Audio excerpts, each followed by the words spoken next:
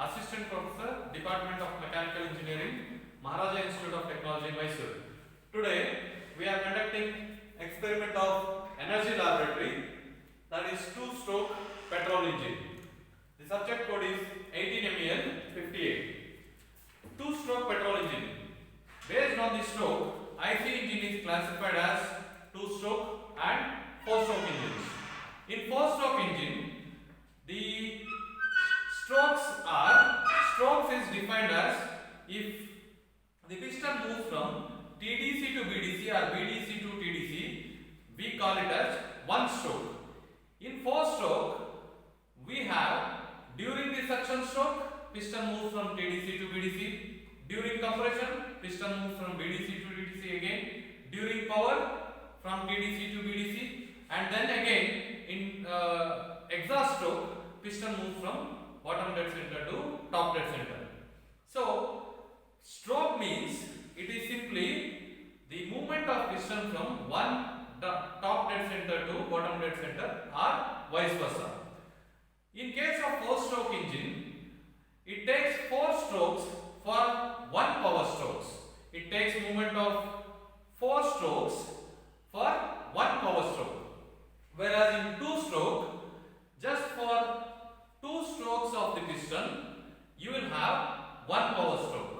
In other words, you can define it or you can differentiate between two-stroke and four-stroke like for each revolution of the shaft, in two-stroke you will have one power stroke, whereas in four-stroke, for two revolution of the shaft, you will have one power stroke. So obviously, in terms of rate of work done or power, two-stroke will have the upper hand. The working principle of two-stroke can be described with the help of this figure. We have a spark plug here, we have a hump here which we will discuss, then we have ports. This is an exhaust port. Unlike four-stroke engines, we do not have valves here, we have ports. We have transfer ports here, and then we have inlet port here. This is the crank casing, then crank, we have connecting rod. Let us say now this is the piston which is coming downward after executing the power. Now what will happen? Here there is exhaust or combustion products. Now as piston moves downward, these combustion products will let out through the exhaust port. Whereas inlet port is on the other side. Now the air fuel mixture which is compressed here will enter through here. What we want is that this fresh mixture should not go directly to the exhaust port, as exhaust port and transfer port both are open at a certain amount of time. So this should not be directly going outside, otherwise it will be waste of fresh fuel. So that's why there is a hump which is created intentionally just to ensure that this doesn't flow directly to the exhaust port. Then at the crank casing, during this case, the inlet port takes in the air fuel mixture, then compresses here, then sent to the transfer port. Now look at the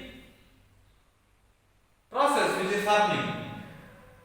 During the piston moves from top dead center to bottom dead center, it executes exhaust, it takes in the transfer, and also it does the power stroke. So in one stroke, these three processes are happening.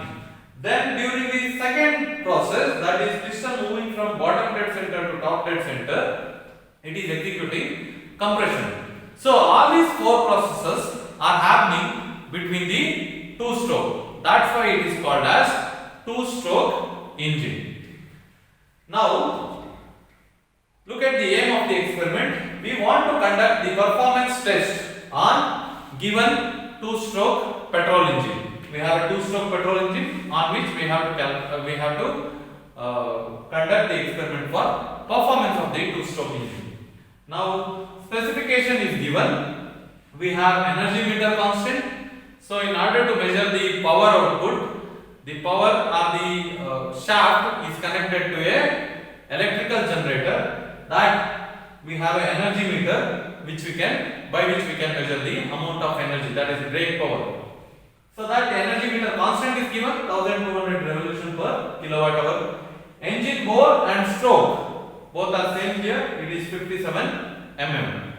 Then transmission efficiency from the shaft to the electrical generator, there is an efficiency. So what you read here in the energy meter may not be the true reading of the shaft. So there is 80% efficiency. So that we will consider when we are calculating the brake power. Then orifice diameter. So since we have to calculate the volumetric efficiency, we need the airflow into the engine. So we have a setup where there is an orifice through which the air flows. Just we are trying to find out volume of air flow. Now CD for the orifice meter is given, that is 0.62. This is the experimental setup for two-stroke petrol engine. It has to be started by manual kicking, which is here. Then the specifications of the engine is given. There is a Bajaj Make engine. Capacity is given 3 horsepower or 2.25 kilowatt. Bore is 57 mm. Stroke is also 57 mm. Then loading is electric loading, that is electrical dynamometer. On the other hand, we have the measuring setup here. Now this is for measuring the flow rate of the fuel. Now if you lock this up, note down the time for 5 cc of fuel. What time it is taking, you note down. That will give you mass flow rate of fuel. Then this is used for measuring the volume of air which is flowing in. So this you can note down, this is a manometer, water manometer, which gives us the head causing the flow in terms of meters of water. Then this is the energy meter, as we said that the energy obtained from the engine can be measured here. For 5 revolution of this, we are noting down the time. Then we have electrical loading, as we said. First we will note down the volume flow rate, then the manometer reading and the electrical input. For no loading, then we increase the loading by 1 kilowatt, 1.5 kilowatt and 2 kilowatt. Then we take the same readings for different loadings, that is fuel consumption, then the head of water that is causing the airflow, then the energy produced can be read from electrical meter, energy meter. Then we can conduct the same experiment for different loadings and then plot a graph of performance curves.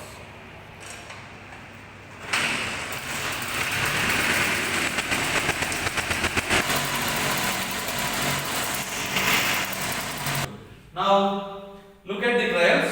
This is electrically loaded engine. So load on the engine can be varied by simple electrical means. We are conducting the experiment for different loads. First we will do it for 0.5, then we keep on increasing the weight or load on the engine. So speed of the alternator can be measured there. That is 1106 which we are reading. Then fuel consumption, there is a setup which is there for measuring the fuel consumption. You just lock the knob, then take a timer. For 5 cc of fuel consumption, we are noting down the time. For 5 cc of fuel consumption, with the help of a timer, we are noting down the time 23.81 seconds. Then manometer reading. This is purely for calculating the volumetric efficiency or the volume of flow which is happening into the cylinder. So we have the manometer left side reading and right side reading can be noted down. Then head of the water is the difference between these two. Then you just get the head of water for the first reading is 1. Now we have energy meter, time taken revolution of energy meter we are reading. We are considering for 2 revolution what is the time taken. So this is for the measurement of brake power. Then we are going for the calculation. Engine speed can be given by the ratio GR into the N, that is speed of the alternator, which we have read. This is the value which is given by the supplier, that is 5.36 multiplied by the speed of the alternator. You get the reading engine speed in RPM. Then go for brake power. This is the very well known formula for energy meters. 3600 into number of revolution which you have considered divided by the constant which you have for the energy meter into time which you have, then the transmission efficiency which we discussed has to be put here. Then you get this is the brake power developed at the shaft, that is 0.284 kilowatt. Total fuel consumption is given by 5 cc into specific gravity divided by time into 1000. We know that we are doing it for 5 cc. Then specific gravity of 0.74, that is the specific gravity of the fuel. Then time is 23.81 seconds. 1000. You go for calculating total fuel consumption. It is 1.55 into 10 power minus 4 kg per second. We want specific fuel consumption, that is given by the formula mass of fuel in kg per second, that is mass flow rate into 3600 divided by Vp in kilowatt. Substitute this, you get 1.96 kg per kilowatt hour. Then brake thermal efficiency is given by brake power by mf into calorific value. Brake power is 0.284 kilowatt. Mass flow rate is 1.53 into 10 power minus 4. Then calorific value we know 44,000 kilojoule per kg. Then we get brake thermal efficiency as 4.11%. Now this is purely the calculation for volumetric efficiency. We want actual volume of charge which is taken in and what was the available volume during the time. That is what we want. Now we have air head causing the flow, that is head suffix air is given by row of water divided by row of air into head of water. Head of water we have got it here, the manometer reading. Substitute it there, then you get the head in meters of air, that is 7.93 meter of air. Then area of the orifice, so you need to substitute the pi d square by 4. Here the diameter of the orifice has to be substituted. You get 1.767 into 10 power minus 4 meter square. Then velocity of air can be calculated. Velocity is given by square root of 2gh. Here head should be head in meters of air. So substitute it here 7.93, then you get velocity as 12.47 meter per second. That is all what we needed for discharge. Discharge is given by area into velocity, that is multiplied by coefficient of discharge. Area of the orifice we know, velocity we have calculated, and CD for the orifice is given as 0.62. So what we get is 1.366 into 10 power minus 3 meter cube per second. Now mass of air is discharge in meter cube per second multiplied by density. This is in kg per meter cube. You get the unit in kg per second, that is 1.72 into 10 power minus 3 kg per second. Now theoretical discharge we can go. This is the experimental way of measuring the Q. Now theoretical discharge, pi into d square ln divided by 4 into 60. That means volume which was available during the time of trial.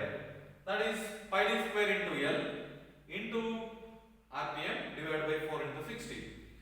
Now go on to calculate here. Pi, this is diameter of the our bore, diameter of the cylinder.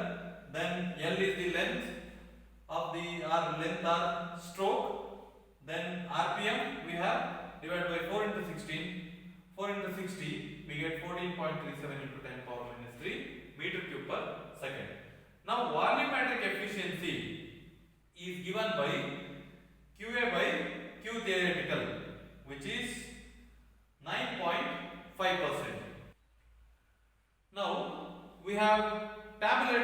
results for different trials. We have got BP for the first trial, we varied the load, then we measured the brake power. We have got the BP increasing as you increase the load. Now, similarly, we have compared specific fuel consumption, brake thermal efficiency and volumetric efficiency.